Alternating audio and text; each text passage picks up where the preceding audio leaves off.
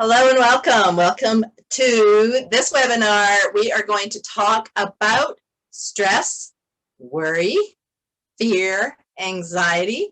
To know them and know where they come from gives us power. We will have the power to get past it, to work through it, and to have a better life and figure out how we can just step through it and keep moving forward. My name is Connie Ann, and I am a certified consultant with the Proctor Gallagher Institute, and I am coming to you with this knowledge from the training I've done and also through my own experience. I used to be locked up in anxiety. It used to keep me paralyzed. I couldn't stay home because the walls were coming in on me, and I couldn't leave my home because it felt too much, too overwhelming. So I was really in a place of not knowing what to do and where to go. So I was having, when I was tracking my anxiety attacks that my counselor asked me to do, I was having more than 10 a day. And so I'm sure you can understand what that looks like. I am wanting to demystify all of this for you and to let you know you are not alone. You are not the only person that goes through this stuff. Many of us do, and nowadays perhaps more than normal just because of what's going on. So let's dig into that. First thing that we need to understand when we're working through our anxiety and we're working through anything really that's causing us or making us feel stuck and not being able to get towards where we want to go and to have a more happy, fulfilled life is we have to understand a little bit about our mind. And to do that, we have to know what our mind is. So if I asked you what color is your car, you could think and you can go, yeah, my car is white. What color is the interior? What is it, cloth or leather? And when you get asked those questions or you consider those questions, you go to your car. You have in your mind a picture of your car. If I asked you what color your fridge is, you would, in your mind, go to your kitchen and see that fridge on the screen of your mind. So when we receive external information, whether it's words or reading or something we're hearing, and otherwise, we need a visual to go along with it. So when somebody says change your mind or change your mindset, which seems to be a word that everybody is using nowadays, if we don't know what our mind looks like, then we can't change it. How do you change something and you don't know what it looks like? So the first thing I'm going to do is draw a description or a picture for you guys of what your mind actually looks like. And it's going to be a representation. Our mind is in every molecule of our body. Our mind is not a thing. Probably when I mentioned your mind in the beginning of this conversation, you went to your head, which is what most people do. We are going to use our head as a representation of our mind, but please know your mind is not a part of your body. It's a part of your being, kind of like your spirit and your energy and all of those things. But we need a visual. So we're going to do a visual.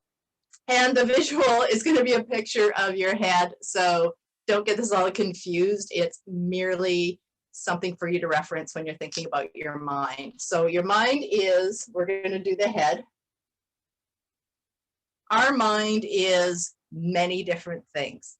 The thing that we're going to talk about here today is your conscious and your subconscious mind, and that's it. There are other avenues of your mind or areas of it. So, but we're just going to ignore all that. We're going to work with these two things. And then we have our lovely body, our physical self. Our body is smaller on purpose because our mind really should be designed to, or our mind should really be driving our body, not our physical life driving our mind and our results. So that is why the body is actually purposefully smaller. And we're going to divide our mind up into the two pieces. The top is going to be our conscious mind, the bottom, the subconscious mind. Whoops. If I can draw, if I can write, if I know the English language a little bit. So our conscious and subconscious mind. Our conscious mind or our upper mind is where thinking happens. It's where ideas come from. If you have like an idea to do something, where does it come from? It comes from your conscious mind. when you, pardon me, go to school and you read a textbook and you gain knowledge from that textbook, it goes into your conscious mind. That's where our knowledge comes from, where our smarts are kind of stored. When we start being embedded over and over and over and over again with the same information, or if we have a sudden emotional impact and we get emotionally involved in something, it goes from our conscious mind into our subconscious mind. Our subconscious mind is our feeling or our emotional mind. And when we talk about something, when we get involved in something, when anything gets us emotionally worked up, it's in our subconscious mind. Anything that happens emotionally in our subconscious mind must be expressed in our body.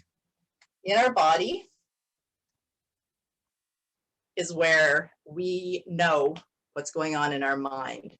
So when we know this as this component of our mind and where it works, we can look at where anxiety comes from. So we're going to start here. We are receiving information from the outside world. There are 5 ways, 1, 2, 3, 4, 5 ways that we receive information: through our sight, our smell, our taste, our touch, and our hearing. And through these, information comes into our conscious mind. Also in our conscious mind is where we can generate an original idea. So when we're thinking, when we're using our imagination and we're thinking of something, it all happens in here. In our mind, we think and we think and we think all day long. We think about things that are happening, things that have happened, things that are about to happen, a meeting that's coming up, some bills that are coming in. When we think about any of that, we think about it up here. When we're thinking about things, we have in our conscious mind the ability to accept or reject.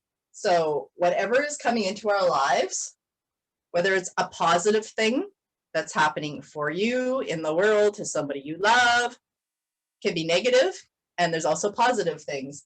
Positive things like hearing a baby giggle or seeing a cute little puppy or kitty or anything like that that makes you smile. That's a positive thing. Obviously, there's like a million different things on both sides of this ledger, but just for example.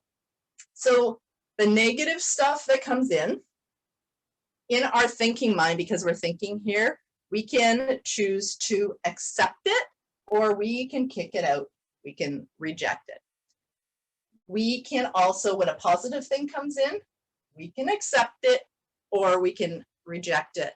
And what causes us to accept or reject is if we think about it and think about what this is and is this something I want in my life, you can say yes or no to it. Whatever, when you're in your conscious mind, accept and reject happens.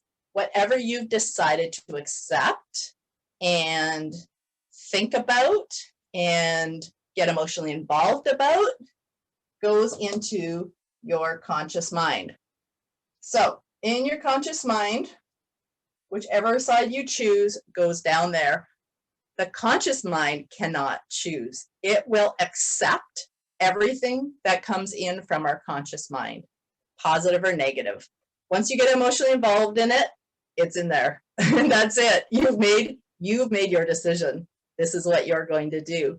Now, here's the thing. Anything that we get emotionally involved in absolutely must express itself through our body. You cannot have a happy thought and feel anxiety. You cannot have a sad thought and feel happy. It is all congruent and it ripples through. Think about a lemon. You look at a lemon, you see a lemon, it's lovely, it's beautiful, it's amazing. You cut into it, you bite it, and that sourness makes your throat tighten up. Maybe even right now, me saying that made your throat tighten up because you have a memory of what that tastes like and it's sour and your body reacted to it, even though right now you may not be biting into a lemon. Your body just reacted to that. That is what I'm talking about. Your subconscious mind has that memory and your body must express it. If I tell you, if you could close your eyes for a second and imagine the last time you were around a baby and the baby was giggling and what that felt like, right this very second, you will feel what it feels like to be in a room with a giggling baby, even though there's not one here right now. Because you are thinking about what a delightful sound that is, it brings you up, it lifts you up, and you feel better. So this is what I'm talking about. Your subconscious mind, your habits, behaviors, memory, the things that you know to be true are in your subconscious mind, and they will always be expressed through your body whenever you recall them. So relating this back to anxiety, worry, all of that stuff. Negative things happen.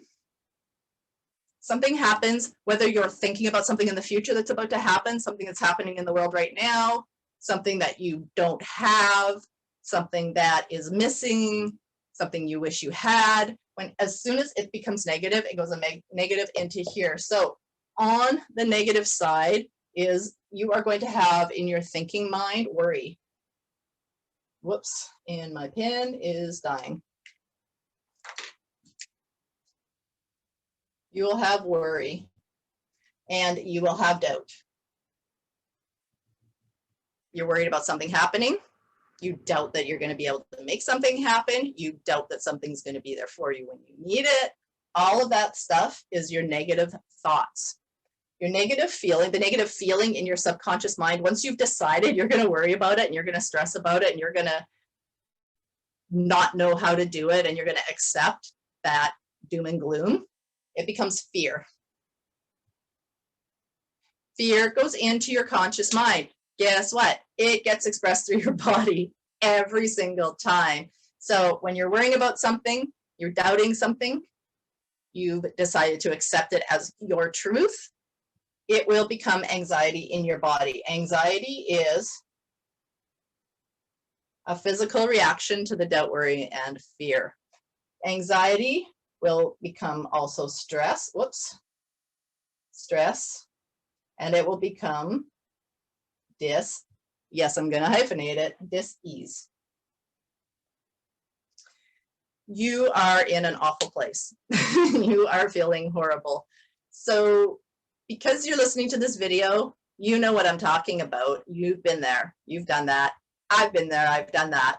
So when you get to here and you feel like your anxiety is really big and you're really stressed out, I want to invite you to take a breath. Close your eyes. Get honest with yourself and ask yourself, what am I worried about? What is your worry? And look at it as an outsider might. You need to write it down with a pen and paper. It could be on a napkin with a crayon. It could be on a window with your lip liner. Just write it down. What are you worried about? Because this is coming from what you cannot do, what you do not have. This comes from a lack of knowledge. So you lack knowledge. And you're thinking about how you can't and how it won't and all of that stuff. Take that thing that you're worried about that you've now identified and think about logically, what can you do? We can choose. The law of polarity, which is one of the 7 universal laws that govern our results and moving forward. The law of polarity is that there's always a positive to every negative and a negative to every positive. If there's something that you feel like you can't do, see, there is a way that you can. On the positive side is knowledge. When you've identified what you're worried about, gain knowledge about that. What ways can you get around it? Is there help? Does somebody owe you money? Who can you call to help you?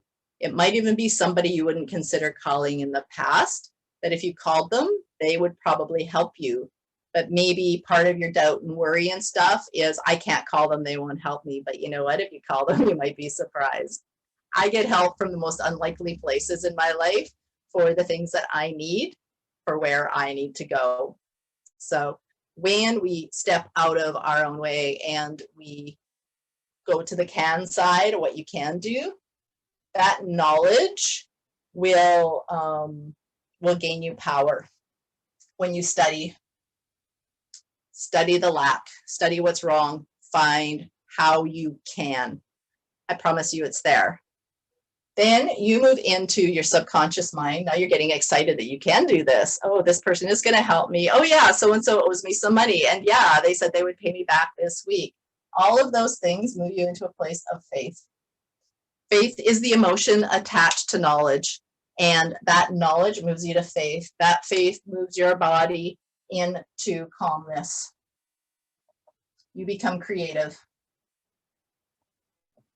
You become at ease. And now you are moving forward better. When we worry, when we stress, when we have anxiety, it does not serve any purpose at all, except to keep us paralyzed, to keep us stuck, to keep us in a place of more fear and more worry. The law of attraction, if you are a studier of the law of attraction, will help you to stay stuck and have more things to worry about and doubt and fear about by law. So I want to encourage you to take charge, take control. When we can identify what we're worried about, step away from it for a moment, take a breath and look at it. This is work, guys. It is. It's work, but it's worth it. I can tell you personally that it does work. The first thing that turned this around for me was, I want to share a little story with you. I read a book by Tony Robbins. In the book is a story where he talked to two separate musicians that were about to go up on stage. And I believe the story went that one musician called him and said, I can't get out on stage. I am terrified. And he said, well, what's going on for you? And this musician said, my palms are sweaty, my knees are weak, my legs are like rubber bands, and I'm shaking inside, and my heart is racing. It feels like it's going to burst out of my chest. I can't do this. There's like thousands of people out there waiting to hear me, and I can't go on, and I'm terrified. So he got this person through that. And then the next story he had was, he was talking to another musician, and he said, what is it like for you before you go on stage? Because he was contemplating this other call that he got. And the other musician said, before I go out on stage, my legs are weak, like rubber bands. My palms are sweaty. I can barely stand under my own power. My heart is palpitating like it's bouncing out of my chest. I am jacked. I am so excited, and I'm going to go out there and I am going to do the best show I ever did. So that turned it around for me. So whenever I felt anxiety, instead of like, oh my God, this is awful, oh, this is fear, that thing that goes on in your mind, I don't have to reiterate that because you know exactly what I'm talking about. I began to think, when my heart started racing and my hands started shaking, and I felt like I was going to be physically ill, I started asking myself, what am I excited about? What is happening that is so amazing that it got me to feel this way? And just by asking myself that question every time, that is literally how I got out of my house and out of that bondage and into my car and out to grocery stores and back into my life. And again, it's work, but it works. It does happen. These concepts, these ideas, if you want to know where they're coming from, they're over 200 years of tried and true practices. It started with a book, Think and Grow Rich by Napoleon Hill. I've learned these from Bob Proctor and through my study and learning to be a consultant for my clients. And it really helps to put everything in perspective and to understand how it is that I got myself into my place of anxiety and stress and being unable to leave my home. I was able to totally conquer it and set it aside. If you're on medication, it helped me to back off of my medication, so I don't even take it anymore. It's really about our minds and our talk and what we do. Honestly, if you're getting help, if you are talking to somebody about it, if you are on medications, I am in no way asking you to stop. I do know that when you understand how your mind works, you can control it better and you can help yourself move forward better in a better way and into the life you can have. So I really want you to take a look at that, okay? So when you get this concept, things will change for you. I have a 6-month program that goes through this in really deep, in depth, and it's you and it's me, and it's 12 lessons that slowly walk you through this process and much, much more. And by understanding this, once we get you past your anxiety and your stress and those things, you can apply this to absolutely everything in your life. And if you want to talk about that, or if you just want to talk a little bit more about this, if you have some questions, then please message me, book a call, and I want to talk to you. I want to help you genuinely from the bottom of my heart because I've done it. I know you can do it. And so let's talk about that, okay? All right. So if you're on the live call, we're going to open it up to Q&A right now and have some discussions. And again, if you are watching this in replay, then please just send me an email and I will love to send you my calendar link and we'll get on a conversation and see how I can help you a little bit better.